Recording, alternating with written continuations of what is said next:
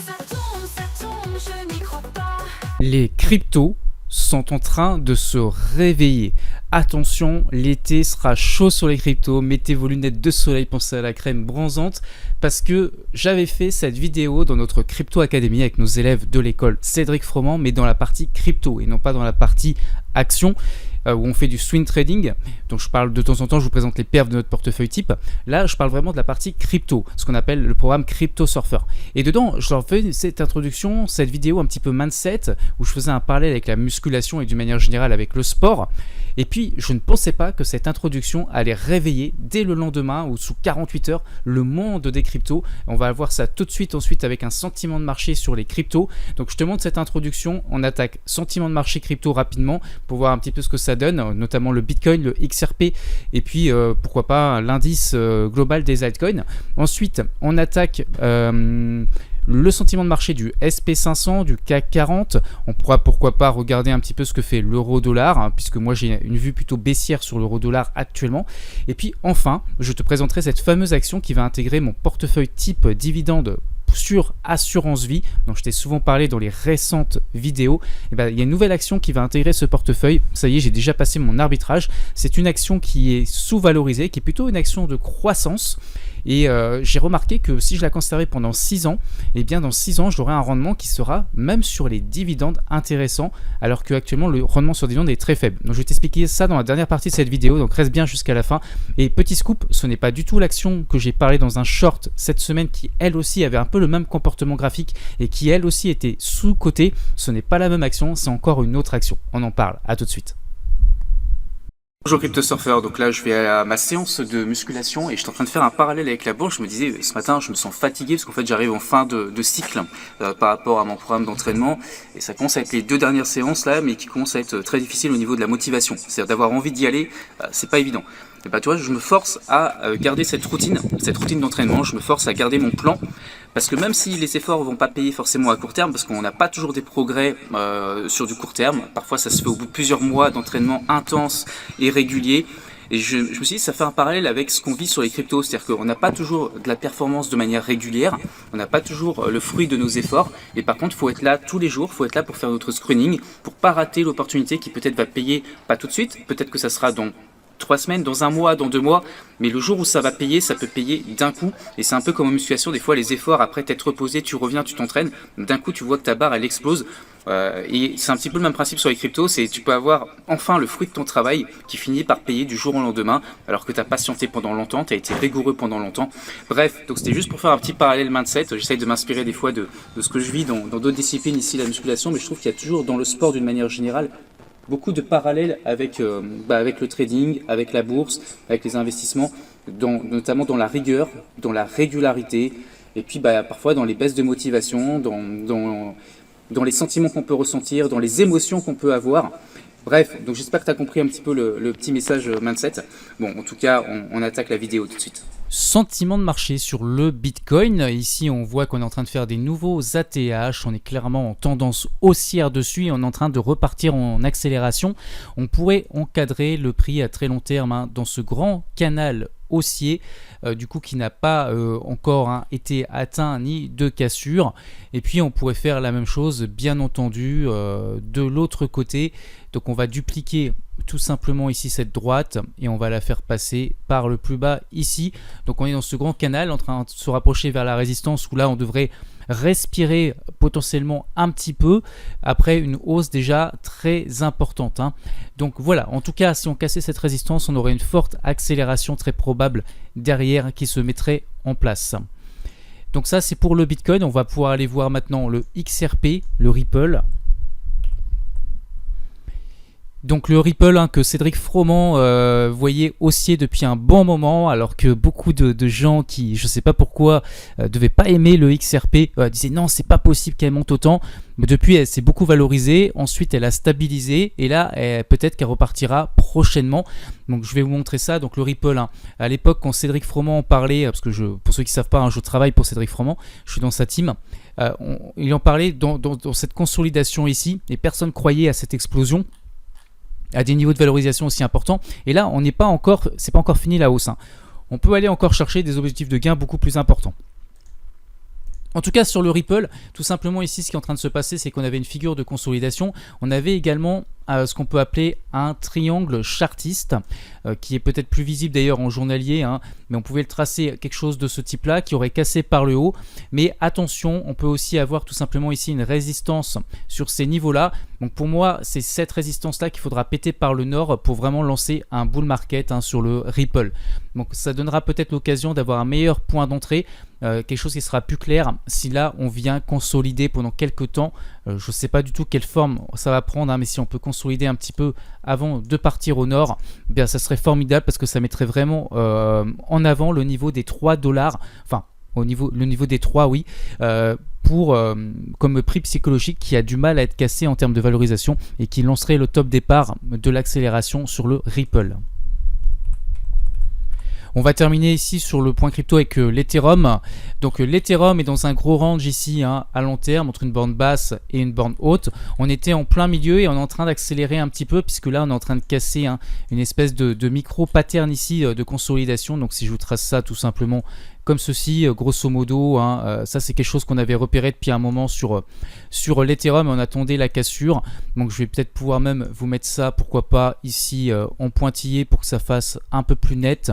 Voilà, donc on avait cassé cette résistance, on est en train d'accélérer. Et là l'objectif qu'on a nous de revente, parce qu'on est bien sûr on est positionné sur l'Ethereum depuis le bas ici, hein, depuis cette zone avec les élèves. L'objectif de revente qu'on a, c'est vers la résistance ici. Voilà, donc on a pris des gains partiels sur Solana. D'ailleurs, je vous montre une capture d'écran, hein, du post qui a été fait dans le canal qu'on a nos élèves pour montrer que ce que je dis est vrai et que j'invente rien. Parce qu'il y a beaucoup de charlatans malheureusement sur internet qui vendent des solutions miracles, et notamment quand les cryptos se mettent à exploser, bah, c'est à ce moment là qu'ils vont vous vendre des choses miracles sur les crypto-monnaies, et tout le reste du temps on n'en entend pas parler. Bah, nous on était là sur les cryptos quand personne n'en parlait, quand on était tout en bas, que des gens se disaient est-ce qu'un jour on va remonter, est-ce que ça va pas partir en bear market. Et bah, nous on était là avec nos élèves à les encadrer, et là on a la juste récompense, hein, de cette hausse. Bon, je vous rajoute aussi une petite analyse de l'indice over, ce que j'ai fait dans un short sur YouTube. Donc voilà, très rapidement, je vous fais un petit visionnage rapide. Ici on voit l'indice des altcoins qui est toujours dans un grand canal aussi à très long terme. On est plutôt sur, vous voyez, sur la partie basse ici, sur le support. Et puis on voit qu'on est en train de former un triple bottom. Donc il y avait ce qu'on appelle ici un grand creux où il y avait beaucoup de vendeurs. Et là on sent qu'on construit et qu'on est en train de travailler le pivot. Et là ce qu'on peut attendre à plus court terme, c'est un rebond technique pour rejoindre la résistance. Et lorsqu'on cassera cette résistance, on va pouvoir délivrer un gros marché haussier sur les altcoins. Et là vous verrez que tout le monde se mettra à parler des cryptos. Vous verrez que tous les influenceurs vont vous vendre des stratégies miracles et compagnie. Bon, soyez méfiants en tout cas là-dessus, hein. Il y aura beaucoup de vent en poulpe sur les cryptos et beaucoup d'arnaques aussi. On va pouvoir passer maintenant aux indices américains et européens. Donc je commence juste par le CAC 40, ensuite on fait le SP500 et le Nasdaq 100. Donc le CAC 40 est toujours sur cette résistance qui a eu un petit excès ici, hein, donc c'est une zone, hein, la résistance. Moi ce que j'attendais lorsqu'on a eu ce creux, c'est qu'on travaille encore un petit peu ici. Donc peut-être qu'on va avoir cette...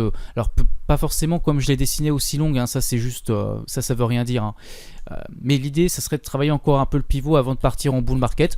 Voilà, après je sais pas si ça va le faire ou si ça va partir directement, mais en tout cas c'est très intéressant ce qui se construit ici, hein, sur le CAC 40. On va pouvoir aller voir le SP500 qui va être assez propre aussi, vous allez voir, parce que le SP500 on est reparti, hein, depuis un petit moment sur des nouveaux plus hauts également sur des ATH. On va prendre du recul pour comprendre, hein, ce qui se joue. On est dans ce grand canal haussier à très long terme, hein, sur le SP500. Donc là pour moi les marchés sont surévalués. Je vous montre pas l'indice de Warren Buffett aujourd'hui, mais on en reparlera dans une prochaine vidéo. Parce que là je suis pas sur mon pro item de trading, en fait je suis sur mon pro item gratuit. Et du coup j'ai pas tout ce que je voudrais vous montrer, mais je vous montrerai la prochaine fois. En tout cas voilà, le SP500 c'est très propre. On se dirige tranquillement vers la résistance, donc c'est pour ça que là on n'est pas pressé que ça monte trop vite. Au contraire, si même là on pouvait consolider et dessiner quelque chose de ce type là, hein, vous voyez, si on pouvait faire un pullback, consolider un petit peu et lancer le bull market tranquillement de manière lente et régulière, et bien ça nous permettrait de surfer ça sur des swing trades directionnels sur les actions. Et d'en profiter au maximum. Donc bah voilà, ça c'est ce qu'on aimerait avoir, et que ça aille pas trop vite pour rejoindre la résistance. Après si on regarde ici, hein, Vous allez voir que sur le Nasdaq 100, on a beaucoup plus de potentiel en revanche. Donc ça, c'est quand même positif. Voilà, on est parti dans le bull market là sur les techs, sur le Nasdaq 100. On est en bull market, ça y est, c'est fait, c'est chouette. Et là, le potentiel pour rejoindre la résistance, il est très élevé. Je pense que je ne sais même pas si on arrivera jusque là-haut. Mais en tout cas, on a un gros potentiel ici de hausse sur le Nasdaq. On va pouvoir terminer sur une opportunité peut-être sur MSTR, MicroStrategy, donc qui est corrélé au Bitcoin. Et vous voyez qu'ici, on est en train de former toujours pareil, une espèce de pattern. De pattern, je vais essayer de vous dessiner ça. Allez, on va mettre ça en vert. Une espèce de pattern type cup of tea. Donc là, on avait la tasse. Et là, on a formé l'anse de la tasse. Et potentiellement, on est en train, ici, vous voyez, de casser par le haut. Alors, pour l'instant, le breakout est timide. On peut avoir un faux départ et un faux signal, on peut réintégrer à l'intérieur, c'est vraiment timide. On va le voir en journalier. Voilà, on le voit ici, on commence à casser. Mais si on a la confirmation lors des prochaines séances, et je pense qu'au lundi on devrait avoir cette confirmation, et bien là on lancera le top départ sur MicroStrategy. Je rappelle que MicroStrategy, c'est l'action qui détient le plus de Bitcoin au monde. Donc c'est l'action dirigée par Michael Saylor. J'avais déjà fait des vidéos dessus sur la chaîne. D'ailleurs, si on avait acheté à ce moment-là, on voit qu'on aurait gagné déjà beaucoup d'argent dessus, puisque là depuis le plus bas on a pris ici 50% de hausse. Dessus, bon, sachant qu'on avait déjà surfé avec les élèves, ici on avait pris 145% à peu près. Bref, donc ça, il y a quand même des hausses assez intéressantes, et si on avait le top départ, ça pourrait être très sympa. On voit qu'il y a une augmentation des volumes ici tout en bas, donc affaire à suivre sur MicroStrategy. Alors, vous vous demandez maintenant quelle est cette fameuse action qui va rejoindre mon portefeuille. Je tiens à préciser, ça ne veut pas dire que cette action ne va pas baisser. Peut-être qu'elle va perdre encore 20, 30%, 10%, j'en sais rien. Je ne suis pas en train de dire que c'est un point bas. Je suis juste en train de dire que lorsqu'on calcule les ratios de valorisation dessus, l'action elle est clairement sous-évaluée. Et d'ailleurs, même sur le rendement sur dividende, on est sur des niveaux historiquement intéressants et assez élevés dessus. Donc je vais vous montrer cette partie de dividende en fin de vidéo. On commence juste par vous présenter quelle est cette action. Eh bien, c'est tout simplement la fameuse UNH ici. Et regardez cette chute vertigineuse, puisque dessus on a déjà perdu moins 50% quasiment, en tout cas il y a eu une baisse de moins 50%. Donc moi j'achète là dans ces zones là, je rentre dès lundi, je vais essayer en tout cas. En fait ça sera lundi ou mardi, donc j'espère que ça va pas décoller d'un coup, mais j'y crois absolument pas, ça m'étonnerait. Ça peut prendre beaucoup de temps d'ailleurs avant de remonter. Mais attention, je n'investis pas pour faire une plus-value à court terme ou en mode trading. J'investis en mode investisseur long terme. Donc ça rejoint mon portefeuille dividende sur Assurance Vie, où j'ai beaucoup déjà d'actions dessus, comme Realty Income, comme Johnson & Johnson, comme Procter & Gamble et d'autres. Et bien ça, et j'ai aussi un potentiel de valorisation important sur le très long terme, je pense, sur UNH, puisqu'elle est sous-évaluée à l'heure actuelle. Donc l'intérêt, ça va être de percevoir des revenus passifs avec dans quelques années. On a un payout ratio qui est assez faible, parce qu'on doit être à 30% je crois, donc c'est très faible, c'est-à-dire qu'il y a beaucoup de marge pour maintenir les dividendes. Et vous voyez que cette action, elle était quand même très haussière depuis toujours. Regardez cette hausse incroyable jusqu'en 2024, et c'est vraiment là cette année, depuis un an, que c'est en train de chuter beaucoup. Je connais les raisons, je sais pourquoi ça chute. Et je pense que ce sont des raisons cycliques, donc je pense que c'est pas quelque chose qui va condamner l'entreprise, même s'il y a des choses à surveiller quand même malgré tout de ce point de vue-là, notamment au niveau de la politique de Donald Trump, des choses qu'il peut mettre en place. Mais d'un autre côté, lorsqu'il y aura un changement de président, tout ça pourra changer aussi. Donc c'est pour ça que je m'inquiète pas sur le très long terme, sachant que c'est une entreprise qui a beaucoup de cash aussi pour faire face aux aléas actuels, où elle est peut-être un peu plus en difficulté financièrement. Mais en tout cas, c'est une entreprise qui reste solide financièrement, qui a beaucoup de cash et de trésorerie, et qui peut financer ses dividendes sans aucun souci. Alors une chose intéressante sur UNH, lorsqu'on regarde sur Zone Bourse, c'est qu'on voit que la note d'investissement est quand même assez élevée, puisqu'on est à quasiment 4 étoiles sur 5 dessus. Et puis on voit que les analystes sont plutôt à l'achat, nous disent d'accumuler 26 analystes pour un objectif de gain de plus 26% potentiel. Donc là on retrouve vraiment cette sous-valorisation. On peut aller voir également ici qu'au niveau du cash en fin de période, on est passé depuis 2020 à la période actuelle, et encore l'année 2025 qui n'est pas terminée, de 16 millions de dollars à 30 millions de dollars. Donc il y a quand même du cash, même s'il y a des baisses de trésorerie importantes, même si voilà, il y a quand même de quoi faire pour payer les dividendes. Et d'ailleurs, on va le voir ici, c'est un king dividende qui verse des dividendes depuis plus de 30 ans sans interruption, et surtout en augmentation. des dividendes qui sont trimestriels. Quelque chose d'intéressant aussi, c'est que tu vois le rendement ici est seulement de 2,83%, mais avec une croissance de 15% par an des dividendes. Donc si ça se maintient, j'ai calculé au bout de 6 ans, je devrais me retrouver à plus de 5,70% de rendement sur mon assurance vie sur dividendes. Et ça, je rappelle, c'est sans fiscalité quasiment, donc c'est presque du net, donc ça devient très intéressant sur le long terme. Et je ne parle même pas du très long terme. Donc ça, c'est quand même quelque chose de très intéressant, même si on part d'un rendement faible à l'heure actuelle, eh bien dans quelques années, il sera quand même assez élevé, assez intéressant en tout cas, mine de rien. L'autre chose, c'est que le payout ratio est donc faible, on n'est qu'à 30%, donc c'est très faible. Et si on va voir une action comme Microsoft, là je ne sais pas si tu as vu sur UNH, ça se valorise à 12 fois ses bénéfices. Microsoft, en comparaison, se valorise à 38 fois ici ses bénéfices. Ça veut dire qu'il faut 38 ans de bénéfices pour avoir la valorisation actuelle. C'est énorme. Ça veut dire qu'elle est assez chère comme Microsoft. Mais voilà, UNH est plutôt bon marché par rapport à ça, et ça c'est quand même très intéressant. En tout cas, je voulais juste te rappeler que ce n'est pas un conseil d'achat. Je suis capable de couper cette ligne n'importe quand si vraiment je vois que l'entreprise s'enfonce. C'est une ligne parmi tant d'autres dans mon portefeuille assurance vie à dividendes. Elle est sous-valorisée, donc j'ai une marge de sécurité. Je peux la moyenner à la baisse si elle baisse encore de 10, 20, 30%. Je ne dis pas que c'est un point bas dessus, je n'en sais rien. Je dis juste qu'elle est sous-évaluée. Mais elle peut être encore bien plus sous-évaluée et baisser encore beaucoup. L'un n'empêche pas l'autre. Donc encore une fois, je suis long terme dessus. Je perçois des dividendes, c'est ça l'objectif. Et puis, donc, c'est une stratégie parmi tant d'autres. Je suis swing trader à la base, je fais du trading directionnel, j'ai aussi les cryptos, j'ai plein de choses. Donc ça, c'est une stratégie parmi tant d'autres, diversifiée. Et dans cette stratégie même, j'ai plein d'actions qui lissent aussi les performances. Donc s'il y a une action qui se passe mal, j'ai le reste du portefeuille qui peut compenser et monter. Donc c'est tout l'intérêt de cette stratégie. Donc ne copie pas bêtement, bien évidemment, ce n'est pas encore une fois un conseil. Je te partage ce que je fais dans mon portefeuille officiel. Tu vas pouvoir suivre ce portefeuille d'année en année, de mois en mois et de trimestre en trimestre pour voir son évolution et voir l'augmentation aussi de mes résultats.